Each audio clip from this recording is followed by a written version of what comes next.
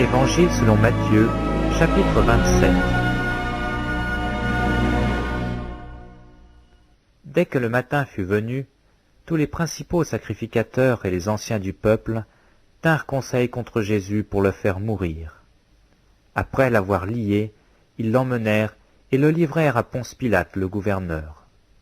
Alors Judas, qui l'avait livré, voyant qu'il était condamné, se repentit et rapporta les 30 pièces d'argent aux principaux sacrificateurs et aux anciens, en disant « J'ai péché en livrant le sang innocent. » Ils répondirent « Que nous importe, cela te regarde. » Judas jeta les pièces d'argent dans le temple, se retira et alla se pendre.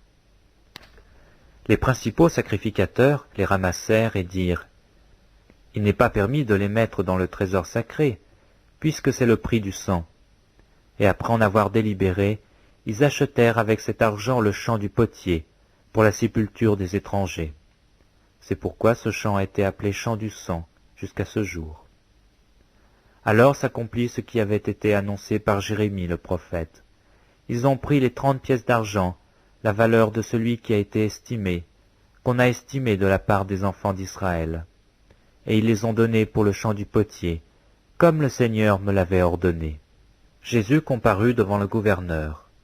Le gouverneur l'interrogea en ces termes. « Es-tu le roi des Juifs ?»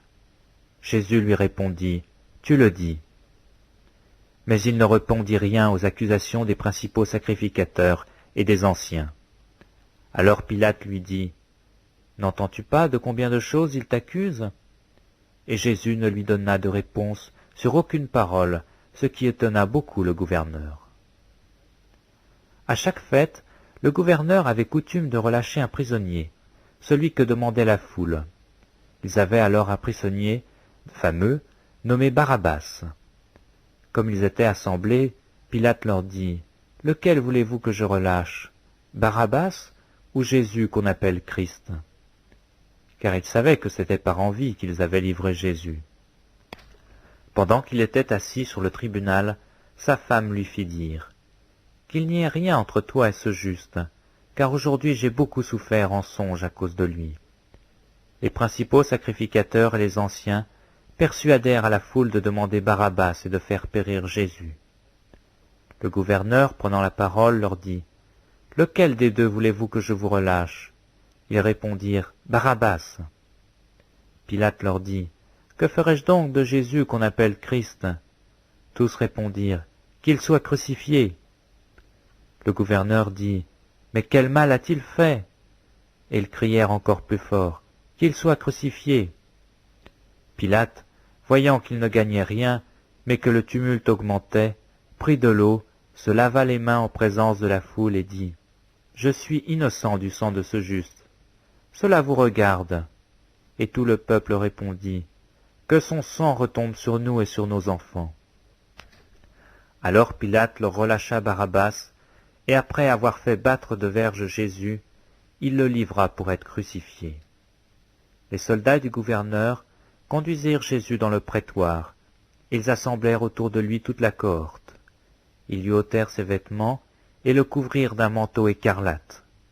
Ils tressèrent une couronne d'épines qu'ils mirent sur sa tête, et lui mirent un roseau dans la main droite.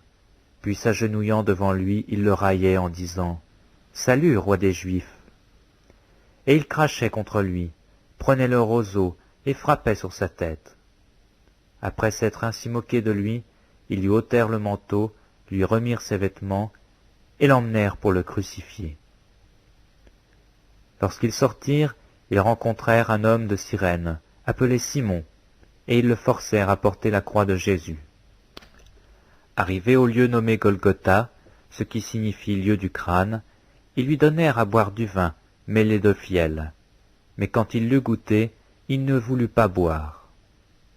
Après l'avoir crucifié, ils se partagèrent ses vêtements en tirant au sort, afin que s'accomplisse ce qui avait été annoncé par le prophète. Ils se sont partagés mes vêtements, et ils ont tiré au sort ma tunique. Puis ils s'assirent et le gardèrent. Pour indiquer le sujet de sa condamnation, on écrivit au-dessus de sa tête « Celui-ci est Jésus, le roi des Juifs ». Avec lui furent crucifiés 2 brigands, l'un à sa droite et l'autre à sa gauche. Les passants l'injuriaient et secouaient la tête, en disant « Toi qui détruis le temple et qui le rebâtis en 3 jours, sauve-toi toi-même. Si tu es le Fils de Dieu, descends de la croix. » Les principaux sacrificateurs, avec les scribes et les anciens, se moquaient aussi de lui et disaient « Il a sauvé les autres, et il ne peut se sauver lui-même. S'il est roi d'Israël, qu'il descende de la croix, et nous croirons en lui. » Il s'est confié en Dieu, que Dieu le délivre maintenant s'il l'aime, car il a dit « Je suis fils de Dieu ». Les brigands crucifiés avec lui l'insultaient de la même manière. Depuis la 6e heure jusqu'à la 9e, il y eut des ténèbres sur toute la terre. Et vers la 9e heure, Jésus s'écria d'une voix forte, « Élie, Élie, lama sabachthani » c'est-à-dire, « Mon Dieu, pourquoi m'as-tu abandonné » Quelques-uns de ceux qui étaient là, l'ayant entendu, dirent, « Il appelle Élie » Et aussitôt l'un d'eux courut, prendre une éponge qu'il remplit de vinaigre, et l'ayant fixée à un roseau, il lui donna à boire. Mais les autres disaient, « Laisse, voyons si Élie viendra le sauver. » Jésus poussa de nouveau un grand cri, et rendit l'esprit. Et voici le voile du temple se déchira en 2, depuis le haut jusqu'en bas, la terre trembla, les rochers se fendirent, les sépulcres s'ouvrirent, et plusieurs corps des saints qui étaient morts ressuscitèrent. Étant sortis des sépulcres, après la résurrection de Jésus, ils entrèrent dans la ville sainte et apparurent un très grand nombre de personnes.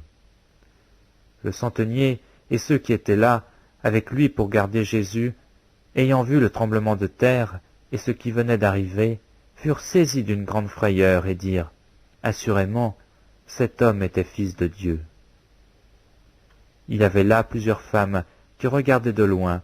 Elles avaient accompagné Jésus depuis la Galilée pour le servir. Parmi elles étaient Marie de Magdala, Marie mère de Jacques et de Joseph, et la mère des fils de Zébédée. Le soir étant venu, arriva un homme riche d'Arimathée, nommé Joseph, lequel était aussi disciple de Jésus.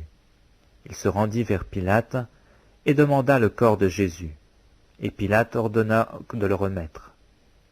Joseph prit le corps, l'enveloppa d'un linceul blanc, et le déposa dans un sépulcre neuf qu'il s'était fait tailler dans le roc. Puis il roula une grande pierre à l'entrée du sépulcre, et il s'en alla. Marie de Magdala et l'autre Marie étaient là, assises vis-à-vis du sépulcre.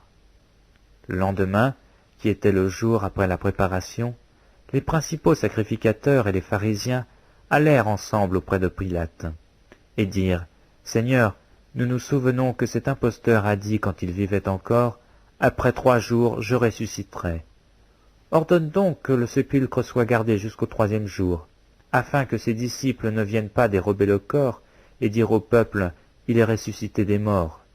Cette dernière imposture serait pire que la première.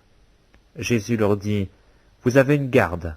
Allez, gardez-le comme vous l'entendrez. » Ils s'en allèrent et s'assurèrent du sépulcre au moyen de la garde, après avoir scellé la pierre.